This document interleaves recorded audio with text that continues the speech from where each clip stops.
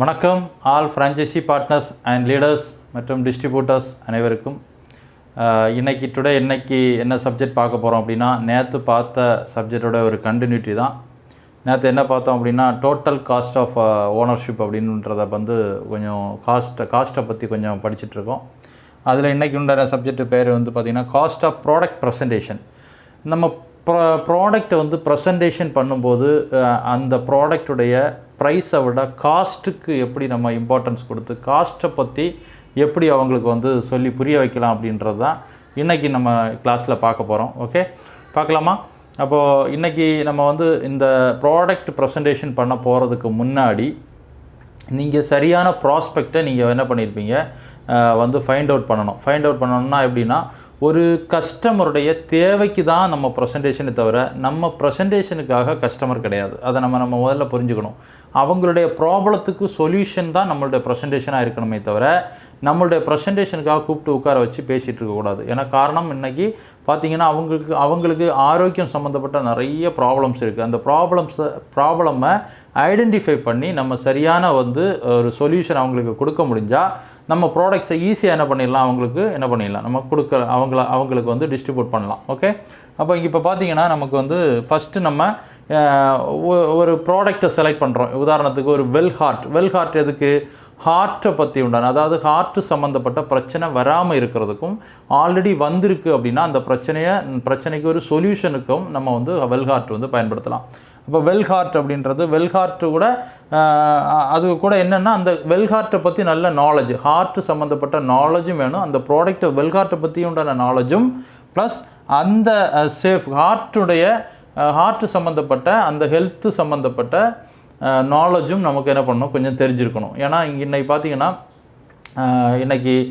நம்ம எந்த விதமான ஒரு நாலேஜ் இல்லாமல் ஒரு கஸ்டமர்கிட்ட பேசுகிறத விட அதை பற்றி ஒரு நல்ல ஒரு தெளிவான டீட்டெயில்ஸ் தெரிஞ்சிருந்ததுன்னா நம்ம பேசும்போதே கஸ்டமருடைய மைண்ட் செட்டில் ஒரு கான்ஃபிடென்ட் உருவாகும். நாலேஜ் இல்லாமல் பேசுகிறதுக்கும் நாலேஜோடு பேசுகிறதுக்கும் ஒரு நல்ல ஒரு தெளிவு உங்களுக்கு அந்த கஸ்டமர் சைட்லேருந்து கிடைக்கும். அப்போது இது ரொம்ப ரொம்ப இம்பார்ட்டன்ஸு. நம்ம என்ன ப்ராடக்ட்டை பேச போகிறோம், செகண்ட் ஆஃப் பார்த்திங்கன்னா நம்ம அந்த ப்ராடக்ட்டு என்ன மாதிரியான ப்ராப்ளத்தை சால்வ் பண்ணும் அப்படின்ற அந்த ஹெல்த்தை சம்மந்தப்பட்ட நாலேஜும் நமக்கு மெயினாக ரொம்ப ரொம்ப இம்பார்ட்டன்ஸாக நம்ம என்ன பண்ணணும், தெரிஞ்சு வச்சுக்கணும். அதுக்கடுத்து பார்த்திங்கன்னா நம்ம கஸ்டமர்ஸ் 2 டைப்பில் இருப்பாங்க. ஒன்று பார்த்திங்கன்னா அதர் பிராண்டு, அதாவது அவங்களுடைய ப்ராப்ளத்துக்காக வேறு பிராண்டை பயன்படுத்தக்கூடிய யூஸ் பண்ணிகிட்டு இருக்கக்கூடிய கஸ்டமர் ஒரு டைப்பும், இன்னொன்று ஃப்ரெஷ், இன்றைக்கி எந்த விதமான ப்ராடக்ட்டும் யூஸ் பண்ணலை, இப்போ தான் அவங்களுக்கு அந்த ப்ராப்ளத்துக்கு ஐடென்டிஃபை பண்ணியிருக்காங்க, இல்லைனா அந்த ப்ராப்ளம் இருக்குது, இல்லைன்னா அவங்களுக்கு அந்த ப்ராப்ளம் வராமல் இருக்கிறதுக்காக நம்ம பேசக்கூடிய ஒரு ஃப்ரெஷ் கஸ்டமர் அப்படின்னு வச்சுக்கோங்களேன். இப்போ 2 டைப் கஸ்டமர் மார்க்கெட்டில் இருப்பாங்க. இப்போ இதை நம்ம ஐடென்டிஃபை பண்ணணும். ஆல்ரெடி இவங்க யூஸ் பண்ணிட்டு இருந்தாங்கன்னா அந்த பிராண்டை நீங்கள் என்ன பண்ணணும், தெரிஞ்சுக்கணும். அப்போ ஒருவேளை அவங்க யூஸ் பண்ணிகிட்டு இருக்கக்கூடிய பிராண்ட் அவங்க மைண்டில் ஓடிட்டுருக்கோம், நான் ஏன் இந்த பிராண்டுக்கு மாறணும், இதாவது நம்மளுடைய எலிமெண்ட்ஸ், நம்ம பேசுகிறது நம்ம எலிமெண்ட்ஸோ இல்லை ஆனந்தானோ நம்ம பேசுகிறோம்னு வச்சுக்கோங்களேன். அப்போ நான் ஏன் எலிமெண்ட்ஸ் இந்த பிராண்டுக்கு நான் ஏன் மாறணும் அப்படின்ற ஒரு கேள்வி அவங்க மனசுக்குள்ளே ஓடிட்டே இருக்கும். அப்போது நம்ம அவங்க பயன்படுத்திகிட்டு இருக்கக்கூடிய அந்த பிராண்டுக்கும் நம்மளுடைய பிராண்டுக்கும் உண்டான டிஃப்ரெண்ட் என்ன, வித்தியாசம் என்ன அப்படின்றத நம்ம தெளிவாக என்ன பண்ணணும், புரிய வைக்கணும். நம்பர் 1 இது இந்த மாதிரி கஸ்டமர்ஸ். 2வது பார்த்திங்கன்னா ஃப்ரெஷ் கஸ்டமர் இருப்பாங்க. அவங்களுடைய மைண்டில் ஓடிட்டுருக்கோம், நான் ஏன் இதை பயன்படுத்தணும் அப்படின்ற ஒரு கேள்வி அவங்க மைண்டில் ஓடிட்டுருக்கோம். அப்போ அதை நம்ம தெளிவாக அந்த நான் ஏன் பயன்படுத்தணுன்றதை நீங்கள் தெளிவாக புரிய வைக்கிறதுக்கு உங்களால் முடிஞ்சதுன்னா ஈஸியாக என்ன பண்ணிடலாம், அவங்கள ஈஸியாக நம்ம நம்மளுடைய ப்ராடக்ட்டை பற்றி எக்ஸ்பிளைன் பண்ணுறது ஈஸியாக இருக்கும். அதுக்கடுத்து அவங்க மைண்டில் ஓடக்கூடிய கேள்வி என்ன அப்படின்னா, எல்லாமே நம்ம எல்லாம் பேசியாச்சு, ப்ராடக்ட் பற்றிலாம் தெளிவாக பேசியாச்சு. அவங்க மைண்டில் ஓடிட்டுருக்கோம், ப்ரைஸ் இஸ் ஹை, இந்த ப்ராடக்டோட விலை ஜாஸ்தியாக இருக்குது அப்படின்னு 2 தரப்பில் உள்ளவங்களுக்கும். ஏன்னா அவங்க ஆல்ரெடி வேறு பிராண்டை யூஸ் பண்ணியிருப்பாங்க, அது விலை கம்மியாக இருக்கும்.